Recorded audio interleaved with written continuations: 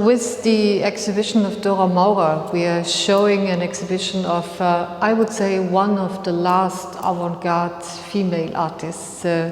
She comes from Budapest. She's born in Hungary and has been able to travel even in the time of the communistic regime because she also had an Austrian passport.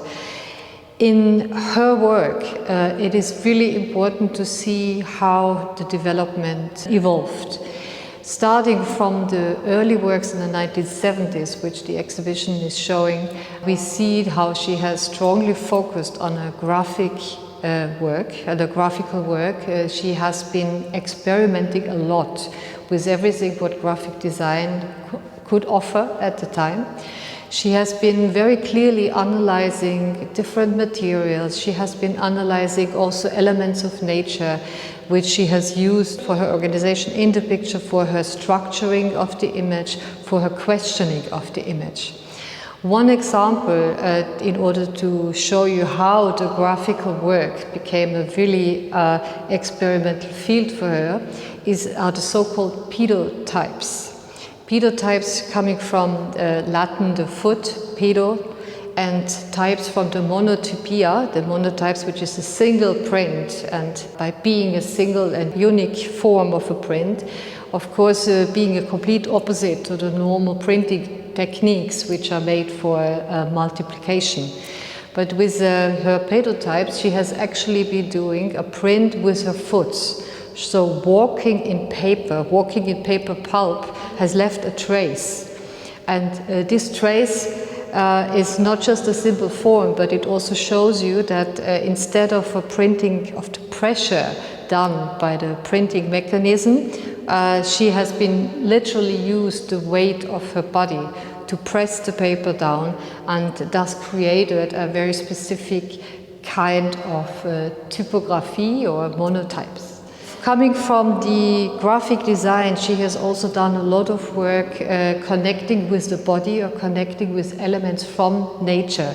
So, for example, she has used the female figure of one of her performers, and she has asked the performer to move in very minimal movements, and she has always outlined the outer edge, and by thus really making a concrete manifestation of the movement.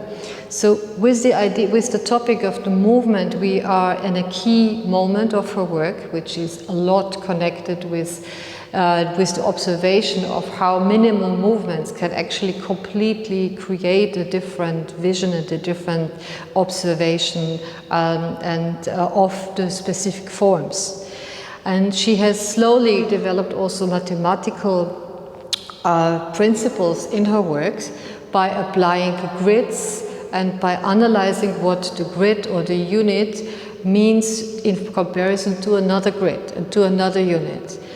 And with these kind of thinking and all these different employment of materials and sort of also deconstructing single materials and single mechanisms, she came in 1972 to a major important work of hers, which she called the displacement. And the displacement consisted of 8 color fields, all of them constructed by 5 by 5 units of rectangulars. And with these rectangulars forms, she has actually started to shift them. And so by this displacing and shifting this format, she has created the base for more than 30 years of painting. Because when you shift these elements, you can create a behind and the front of things, you can create overlappings, you can concentrate on the edge of the painting.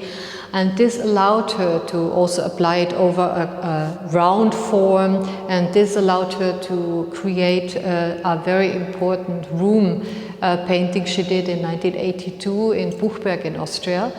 And with all these elements together, she has started a base for a whole variety of paintings, and they all were concerned with forms, with different formats of the painting itself, with overlappings, with space, with communication between the forms and the colors with each other. and we're sort of creating enormous spatial interventions with painting.